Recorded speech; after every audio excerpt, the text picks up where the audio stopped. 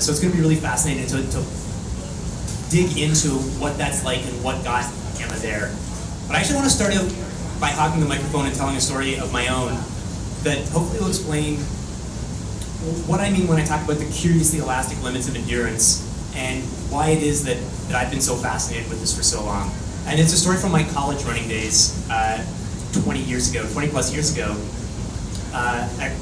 I was a 1,500 meter runner in college, and my major dream, my goal in life in university was to break 4 minutes for the 1,500 meters. And so for all you non-metric folks out there, that's like a 4:18 mile. So it's like a poor man's 4-minute mile barrier. But these round numbers have importance, right? As we'll get to the 9-minute steeple. And I had initially thought that it would be pretty easy to break 4 minutes. I ran 4:02 in my second year of running in high school, and so I figured it would be pretty straightforward to run sub 4 minutes the next year and make the Olympics the year after that and set a world record the year after that.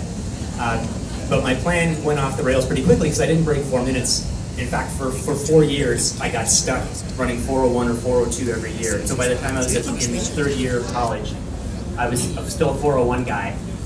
And what ended up happening is, at a totally meaningless early season indoor race, I went out with no competition, just running by myself. I went out a little too fast. And I came through the first lap, the first 200 meter lap, and the timekeeper called out 27 seconds. And that's way, way too fast for a 4-minute 1,500. And so most of my mind was panicking, saying, holy crap, you've done it, you're gonna suffer for this. But another part of my mind was like, oh, but it actually feels okay. And so I tried to relax, and I came through the second lap, and the timekeeper called out 57 seconds. And again, I was like, oh man, that's way too fast. But I still feel pretty good. And so when it happened again in the third lap, I just said to myself, okay, you're having a great day, Alex, don't waste it, just put your head down and run. And that's what I did. I ended up crossing the finish line in 3:52.4, which was a 9-second personal best after 4 years of being stuck at the same time. And so that was a very good feeling. It's probably why I'm still running today, trying to recapture the echo of what it feels like to go faster than you thought you could. But after the race, I was celebrating with my teammates. One of them had taken my splits for me so that I could record them in my log and analyze them obsessively for months afterwards. And I was saying, hey Tom, what do you think about that first lap? I went out pretty fast, eh? And he said, no, it wasn't that fast. It was 30 or 31. I was like, what? And so what happened? I don't know exactly how or why, but the timekeeper was giving me the wrong splits. He had either started his watch 3 seconds late or was having a translation problem. This was in Quebec that the race happened. And for whatever reason, he tricked me into thinking that I was having the best day of my life. And so I did. But what was really curious was that once that switch was flipped, it never switched back. I never had trouble breaking 4 minutes again. In my next 1,500, I ran 3:49. In the one after that, I ran 3:44, qualified for the Olympic trials. And so that really ended up, I think, defining for me how I thought about limits. Because I could never again, after that moment, I could never finish a race and think, well, that's as fast as my body can go. There was always that, is it as fast as I can go? Is there more in the tank? And so I think that led directly to when I became a science journalist and started writing about the science of endurance. And I discovered that this was about 10, 12 years ago. I discovered that there was a sort of revolution going on in exercise physiology as people were trying to understand the role of the brain, that it's not just VO2 max and lactate threshold in running economy.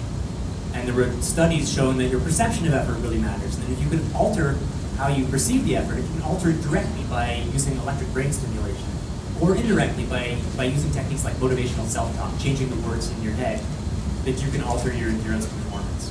So that's kind of what led to Endure and what I think led to my fascination with the topic. And that's my preamble for the kinds of things that I want to dig into with Emma. And sort of similar to going back to my own origins, I kind of like to dig back with you, Emma, and ask you not about the Olympics or the World Championships, or at least the most recent World Championships, but go back to 2011. That was your first World Championships. So Emma came 8th at the first World in 2011. You were probably in college at the time. Yeah. And 8th is really good. I would be happy with 8th at the World Championships. But at the end of that season, your best time was 9:37. Yeah. So I want you to get in the time machine and tell me what you thought was possible for you in 2011. Where did you forecast yourself being, and how fast did you think you could run? In 2011, I was a junior no, a sophomore, maybe junior year of college, and I really that was the first year that I even considered the fact that I would want to pursue running after college. I was kind of a late bloomer when it came to my aspirations with my own running career. And I remember earlier in that season, I set a time that made me the fastest in the US and gave me a time qualifier to compete at the World Championships. A few months later, I won the World Championship. I'm sorry, whoa. I won the US Championships. Yeah, I won the US Championships. And it was a pretty close race, and I won over the last 100 meters. And then later in the summer, I competed in my first big international races, and ending with the World Championships in Daegu, South Korea. And I think I finished maybe 11th, but in the time since people have failed tests and I got moved up. But I remember in the prelim of that race, taking the lead because we were running slow, and I was like, I remember the moment of taking the lead and feeling similar to your race that you're describing of your 1500, that you're feeling really good, so why doubt it? And that was the first moment in my entire career that I led in an international race, and it was only for a couple laps, and it was in the prelim, but I remember coming around a corner after maybe 300 meters of leading, and my coach just giving me a thumbs up, and then I was like, okay, I'm good, I'll just keep focusing and doing it. And I finished that season super proud of what I had done, but the thought of having 9 minutes be my career goal never crossed my mind. The thought of winning an Olympic medal never crossed my mind. I was really kind of, again, like a late bloomer, a late adopter to believing in myself and my abilities. I believed in myself as that I could be the best in the US, but at the time I was still, 30 seconds slower than the American record, and never did I think that fast forward 6 years that I would be the world champion. And I kind of through a fortunate series of events, I every year got a little bit better, gained a little bit more confidence. The standards of excellence and the standards of races that I thought I should win just kind of grew and grew and grew. And then it, over time, became, I'm going to be an NCAA champion, I'm going to be a US champion, I'm going to make the team, I'm going to make the final, I'm going to be the top American, I'm going to win a medal. And the list slowly just evolved. Kind of naturally. So it was never, you were never looking, or not never, but you weren't looking at the top of the mountain right from the beginning. You weren't one of those people who had, written on your bathroom mirror at age 15, I'm going to win the Olympics. You were each year ratcheting up your goals a little bit more. Yeah, and so I think that might be a little unique for me, that I never dreamed of being an Olympic athlete as a kid. But through baby steps of improvement, I think I started to believe in myself a little bit more and more. And through reading Alex's book, I really was, when I got to the area on self-talk, and kind of like the mindset that elite athletes have, and how athletes can push themselves beyond physical limits through kind of self-talk and the psychology of it, it really struck a nerve with me, because I've been really lucky to be, my husband, Joe, is here, and he's now my coach. And we started dating in high school, and when I was in high school, I was a wreck. I would drop out of races as soon as it got hard. I literally, in one race, ran backwards in parts of it because I was wanting to drop out, and I was having conversations with my coach and kind of turn around and continue the conversation to ask if I could drop out. So I was mentally really weak.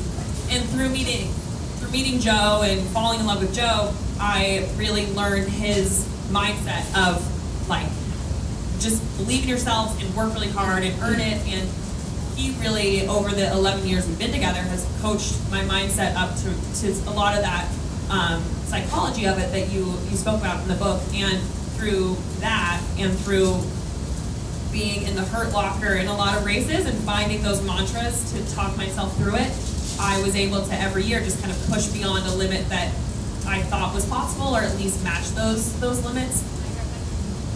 Okay, so you started low and you worked your way up gradually. of 2017, you're heading into the World Championships. We were chatting just before we started about your pre-race routine and things like that. Can you tell me a little bit about your mindset? What did you believe was possible, and then maybe tell the audience a little bit about how you go into a race and make sure you're in the right mindset when you start?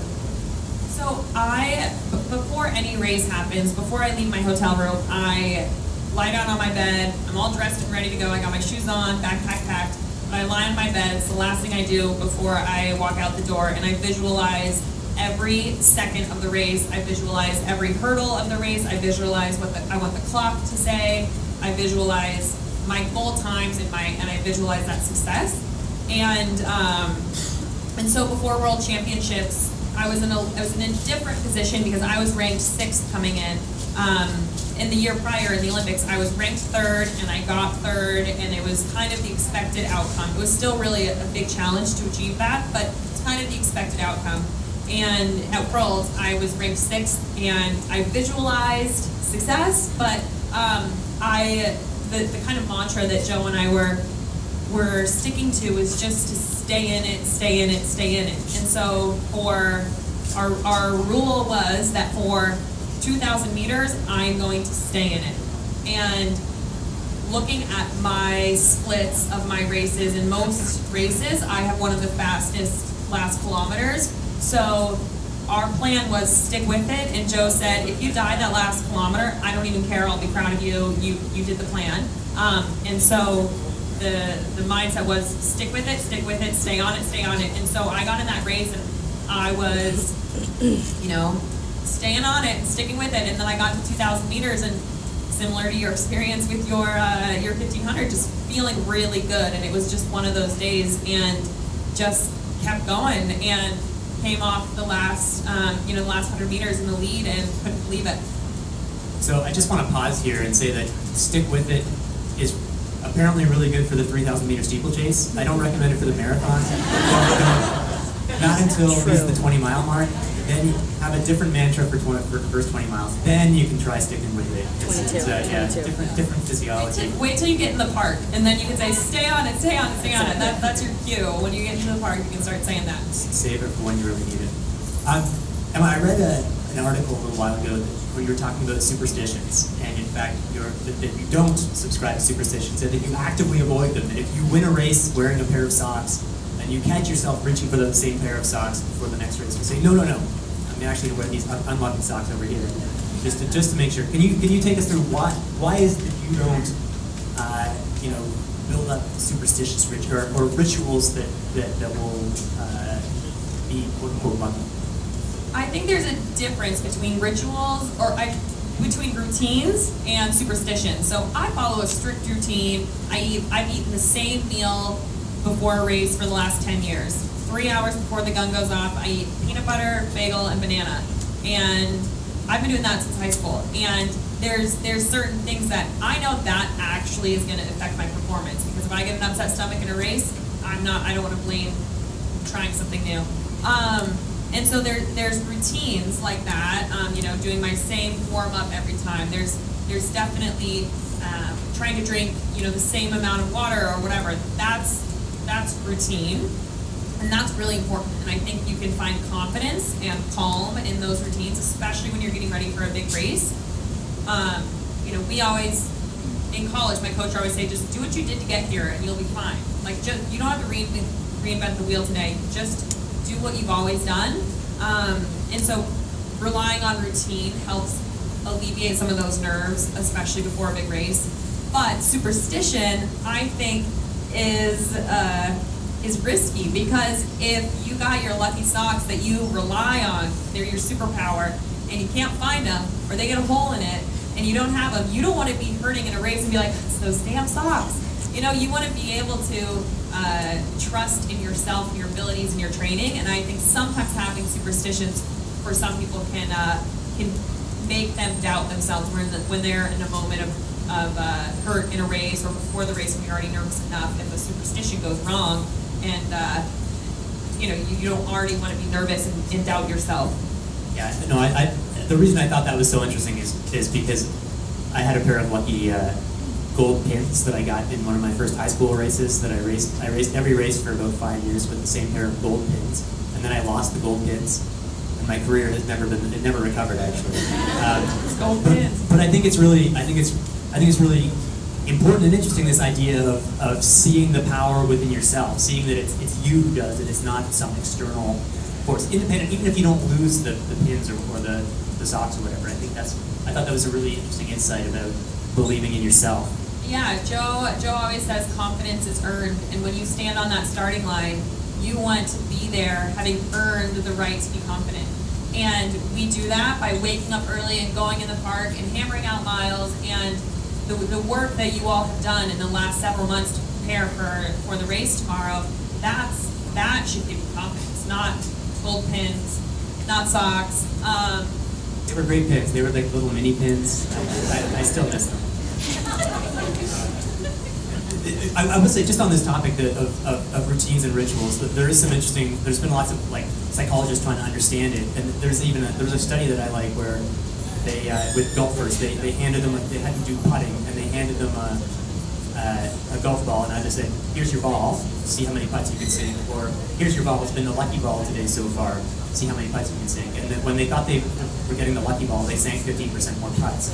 So this isn't an argument in favor of random superstitions, but it's this idea that having a reason to believe that you're going to be successful helps you to be successful, because in the moment it may help you relax and putt with less hesitation. But more generally, if you have some confidence, or self-efficacy is the term psychologists use, so this confidence in your ability to succeed, you'll set higher goals, you'll do the work necessary to achieve those goals, which is what I was saying here. You gain the confidence from the work you've done.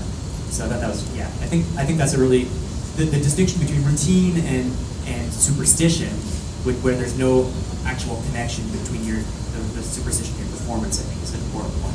But it also touches on, not to jump too far, if you want to go a different route, correct me, but it reminds me of, in the book when he and I talked about this a couple minutes ago, but in the book he discusses happiness and how you actually perform better when you have a smile on your face and when you're happy. And again, Joe always will yell at us if we're in a workout and we're wincing. He's like, I know it hurts, that's the point, don't show me with your face, just relax your face. And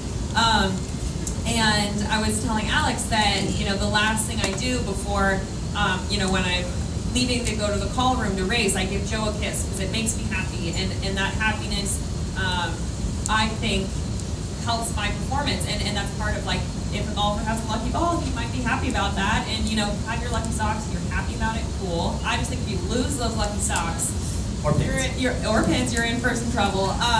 But no, being happy is, I think, such a big impact. It has such a big impact on performance, and I noticed in my life when I cut out stressful elements of my life that I perform much better. When I'm happy, I perform much better. And obviously, difficulties come and go in life, and not every moment is going to be happy. But I love watching a trashy TV show the day of a race to just make myself happy and laugh, or again, giving Joe a kiss, or gossiping with my girlfriends in the call room before we race.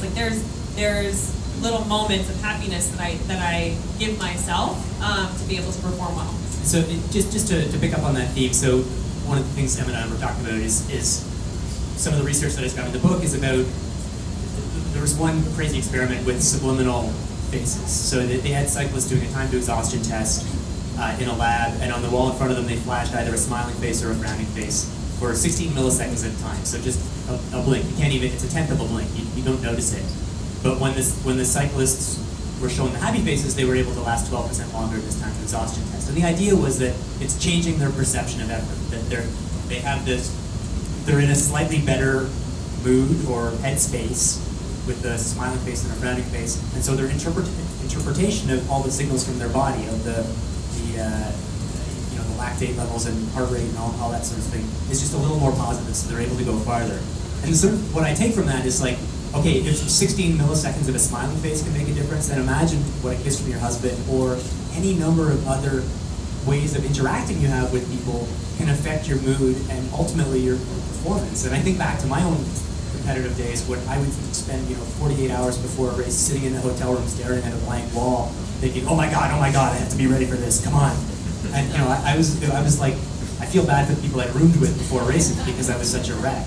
And I think that can't help but have an effect. And so I think it's really powerful. And it's interesting to see that top athletes have tended to stumble on these quote-unquote scientific insights through their own intuition. Eliud Kipchoge is another great example. He, setting the marathon world record, or during the Breaking 2 race last year, he's smiling every mile. And I remember when people first noticed that, and I was trying to convince them that it wasn't a smile. He was grimacing. It's just a grimace that looks like a smile because he grimaced during a race. That's just what you do, right? But he explained afterwards, no, I was smiling. Well, it's important. You have to make your legs feel your mind or something like that. It's like, Eliud, what are you talking about? But it turned out he knew exactly what he was talking about. And he was trying to get himself in the right headspace. Okay, so I want to switch gears a little bit and just ask about, okay, so you're a 9:02 runner now. You were a 9:37 runner 7 years ago. You've accumulated a bunch of training. You're probably able to train a little harder, do more mileage. But what's different now? Have we learned anything, or is there like, now I understand that I needed to do that workout, or is it just the accretion of gradual gains? I think for me, it really is gradual gains. I think in the last, I think the difference in 2016 I ran 9:07, in 2018 I ran 9:02, and this last year I ran 9:05. And I think, so I've been running in general within the, a few seconds of my times for the last 2 years or 3 years. And I think when and so my workouts in the last 3 years have been, fairly comparable. I'm doing, I've changed coaches now. Joe's my coach, and so the last 2 years I've definitely been doing some different challenging work. But I think a lot of the last few years has been like mindset shifting and really challenging myself to reach for the next thing, even though it's a little scary and intimidating, and it's a place that I didn't see myself reaching. The difference of 9:37 to 9:07, that's just fitness and training and years of work. But yeah, I think the last couple of years have been more challenging myself to really, not just physically in practice, but mindset, trying to really push myself in races to do things I never thought I could, and believing that they're possible. And are you doing anything outside training differently? Are you doing, is there nutrition stuff, or other science stuff, or working with on mental performance or anything like that? Is there anything outside the track that's making a difference for you?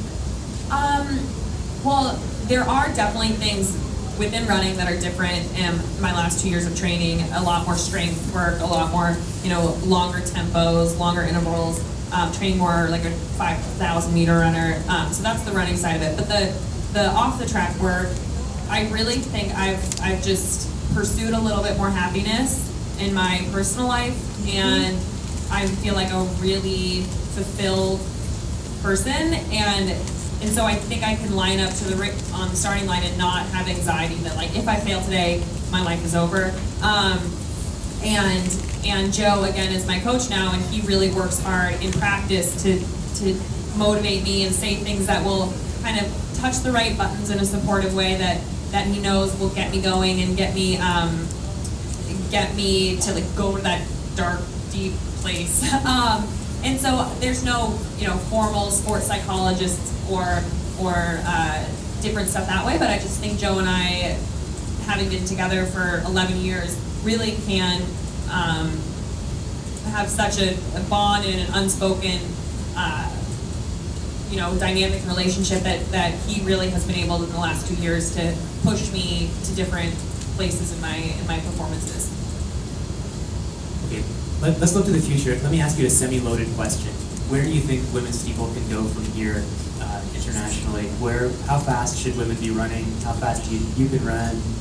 I'll let you answer that as you will. And so there's been a couple of world records in the steeple. There have been a couple of doping suspensions.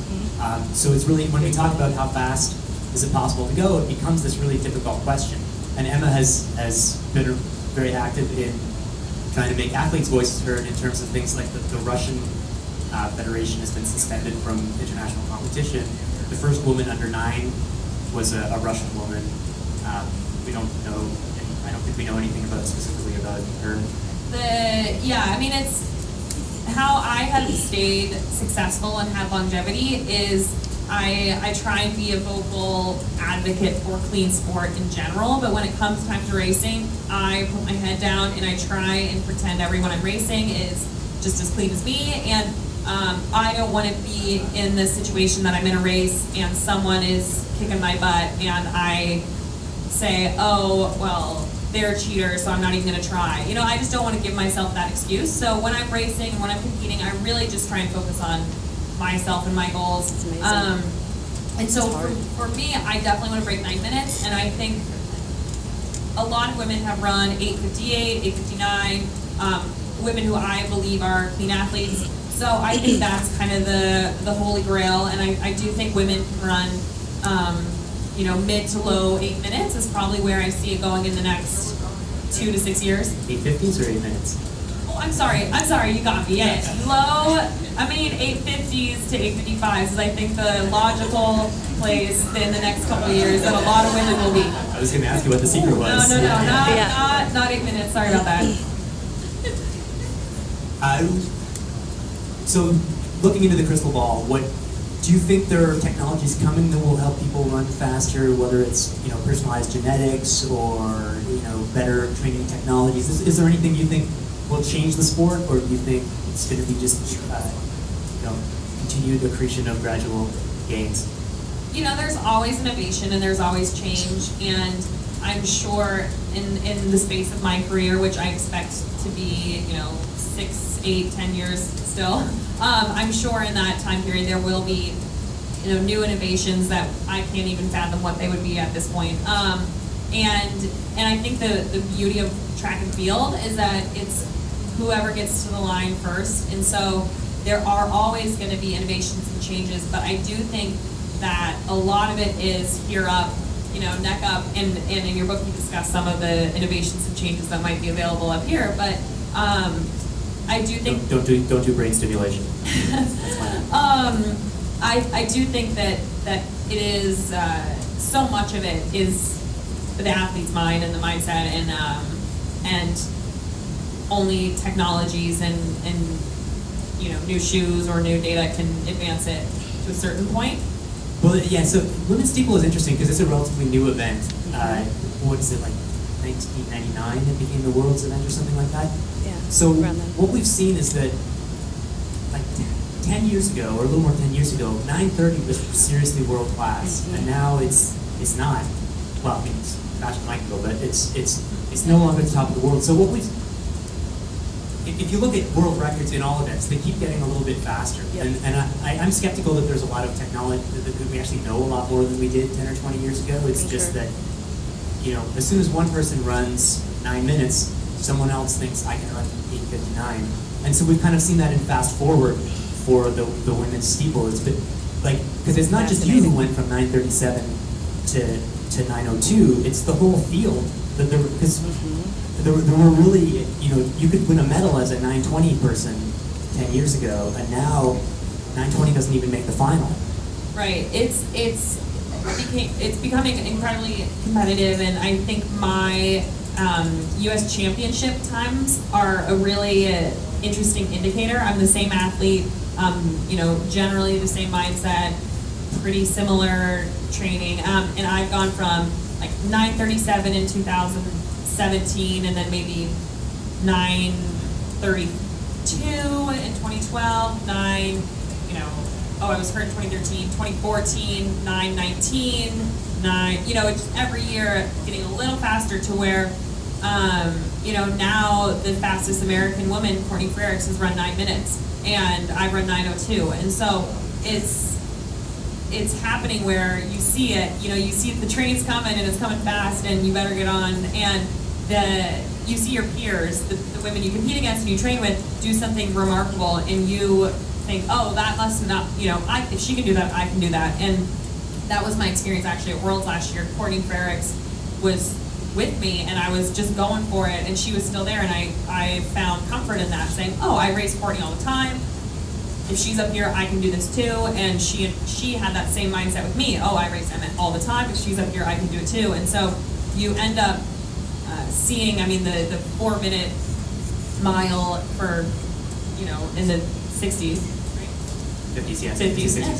Before I was born, it's all the same. That's always the go-to example, and you talk about it in the book, but that one guy breaks it, and then another guy breaks it, and then the next year 5 guys break it, and the next year 10 guys break it. So I do think for the steeplechase, 9 minutes is that a couple of people break it, and then it's going to be a wave. But it's still hard, and it's still a challenge. We only get a few opportunities every year to do it, really 1 or 2. And, you know, you need perfect weather, perfect pacing, you need to be, you know, not sick, you need to be totally healthy, so you need all the stars to align to make it happen. Yeah, but I believe it can happen, I believe I'll make it happen. Yeah, and well, it's been interesting to read interviews with Courtney Frericks, who was, you know, even 2 or 3 years ago, she was saying, yeah, I decided to give it a shot at steeple, and my coach said, look what Emma's doing, you can do that. What she's doing, you can do. And that was her explicit model. I don't think there's any way she runs 9 minutes if she didn't have your example of being at the front. So there's this sort of people pushing each other and getting belief not just from themselves, but from a larger group. And can you tell us a little bit about your just thinking of the group? There's some pretty interesting research on group effects changing your perception of effort, changing your performance. Like one of my favorite studies was with the Oxford University rowing team, where they took the rowers individually and they brought them in and had them do a workout on a stationary rowing machine. And they tested their pain tolerance before and after, and their pain tolerance increased. That's a well-known effect. You do exercise, your pain tolerance goes up because there's a bunch of brain chemicals like endorphins and stuff. Then they had them do the exact same workout, but all the rowers were in the same room, lined up on stationary rowing machines next to each other. And so when they did the exact same workout, but with their teammates, their pain tolerance went up by twice as much, because there was a different brain chemical reaction when they were part of this sort of collective group. Now, I don't actually know what your training situation is right now. I'm curious, do you try and harness that in training at all, or do you train mostly on your own, and how do you sort of navigate the difference between, you know, being an individual sport and trying to harness the power of working with other people? For the last 10 years, I've either been on a college team that had a super great group of women, or a professional with a good training group of women, and I fully believe in that. You know, the experience that the rowers had, where you're surrounded by other people doing the exact same thing you're doing, and you just kind of think, oh, they're doing it, I can do it too, and you believe in yourself, and you push yourself harder. And the beauty of having training partners, and I'm sure a lot of you who, you know, meet friends to run can attest to this, but there's going to be days that you feel kind of crummy and your training partner feels great, and you rely on them to kind of just pull you through. You know, one of my training partners, her name's Aisha Lear, she's a Jamaican steeplechaser, they're a national record holder, and we have many days that we'll be on a long run together, and I'll be feeling bad, and she'll be telling me all the stories, and she'll be chatting away and entertaining me, and then the next week the tables will turn, and she'll be feeling bad, and I'll be the driver of the ship. And it is so important to have that, and not only physically to have people push you, but emotionally. I mean, when you're doubting yourself, and you can rely on your friend or your training partner to not only get you through it, but to make you feel like we're in this together. I've committed to this person, and we're going to suffer together. And you know, there's misery loves company, and so I totally believe in that. And people often ask me, like, how do you stay motivated? And I just say, find someone to run with. Like, just make plans to meet someone to run with, even if you don't really like running that much, or even if you don't really like that person that much, you'll end up loving them by the end of your 3-mile run. And that's actually maybe a good note for us to leave off on a break for questions, because for those of you running tomorrow, you will never, ever experience another opportunity like tomorrow to harness the power of crowds and other people. You will have more people to run with who are actually wishing you well, even if they're trying to beat you, and more people lining the streets cheering for you than you will ever experience anywhere else. So, yeah, so bear that in mind, and try and feed off the power of the crowds. And let's take some questions if there's time. Yeah, we can take just 2 questions. So who's got one? You went up right there. Let's swing over. Yep. Oh, sure, ladies here. Hi. Hi, I'm Coach MK from Another Mother Runner and Lifetime Run. Nice to see you again. I had a quick question about confidence. It's easy to say, yes, I've done the work, but it's really hard to keep it in the face of negative chatter. Could you talk a little bit about the negative chatter, give us some example that you might still have to shut down or manage now that you're arguably like one of the best in the world versus like what you managed at 16? Do you mean internal or external chatter? Both, either. Okay. My runners have both, and I think the external's worse. Yeah. Honestly, I think one of the biggest secrets to success is surrounding yourself with people who believe in you and are positive and that push you and expect the best from you. And so my method for getting rid of that external chatter is to literally only be around people who are like supportive and not just, fake, but they push me and challenge me and call me out if I'm not trying hard enough, and they believe in me, and so surrounding yourself with positive voice is really important. And then you have to just be okay with knowing that whatever troll is out there who's chattering negative things, like, you don't know them, they don't really know you, it's their opinion, it doesn't matter. The people that you surround yourself with, those people matter. And then internally, I really think visualizing and giving yourself kind of mantras and making a really solid game plan. I thrive on making a race plan and probably too much rely on splits and wanting to have a plan that I rely on.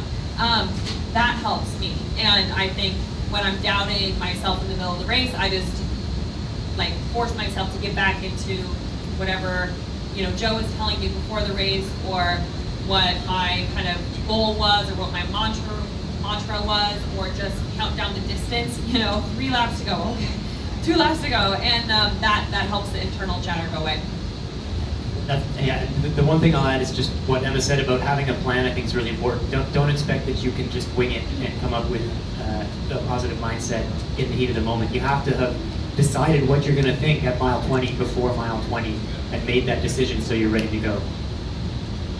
Listen to your coach and no one else, and trust the plan, I think is what they said. Yay! I have a question about shoe technology. I know you talk about this a little bit in your book, and I want to know if you think anything has changed since you published your book, especially with new reports about Nike shoes and their effect on your performance, and kind of what you see in the future for boundaries of the actual technology enhancing running.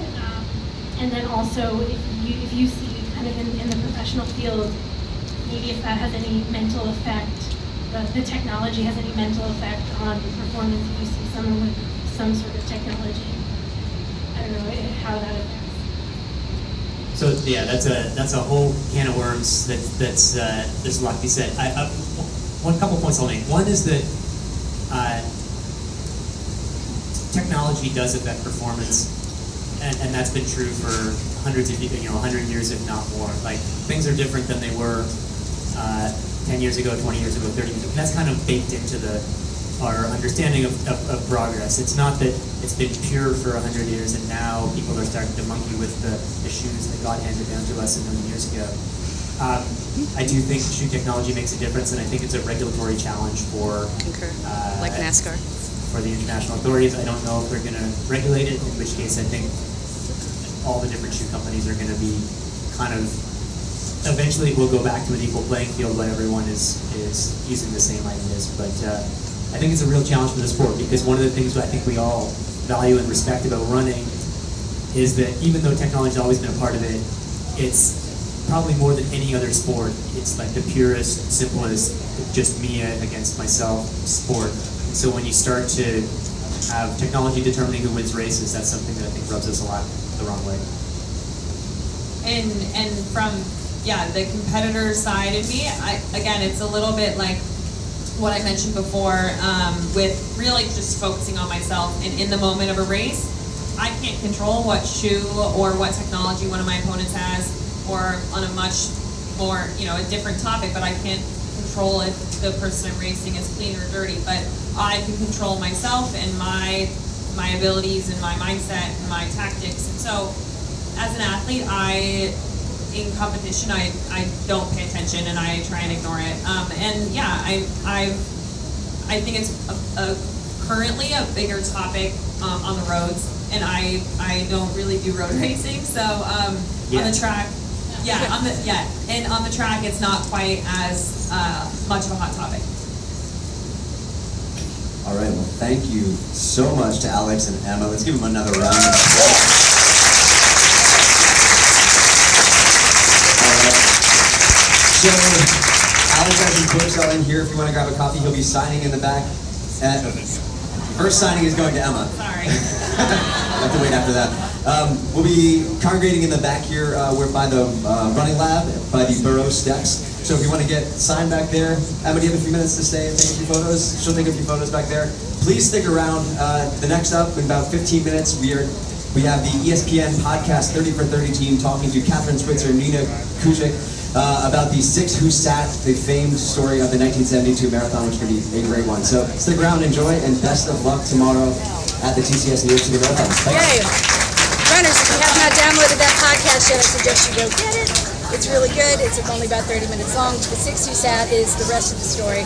Catherine Switzer, you've heard that story about the Boston Marathon, but you might not have heard the story about the 6 Who Sat that allowed women to finally run the New York City Marathon, which at the time was 6 loops around the New York City's Central Park area. 2 other people I want you to see. This is another former steeplechaser. This is Rebecca Myers. She's going to be lining up in the Elite Corral tomorrow. And her mom, yay, Mary Walter. So REBEKAHMAYER if you want to follow her. And Mary Walter, WALTER if you want to follow her mother-daughter team that I got to train. Yay! Racing tomorrow. We're super excited. So excited for them. So you heard it from Emma. Like, you listen to your coach and no one else. You got this because you've done the work. She doesn't listen to her drunk uncle, and you shouldn't listen to yours. Make sure your best running friend is someone that gets what you're doing and is supportive just like hers. Competition does not have to be negative. It does not have to be ugly or unhealthy. Know when you've crossed that line into something ugly and unhealthy and get those voices out. Don't doubt me. I got you, and you got this. You're coached. You are loved. You're winning at life. Because if you're at the New York City Marathon, what more do you want?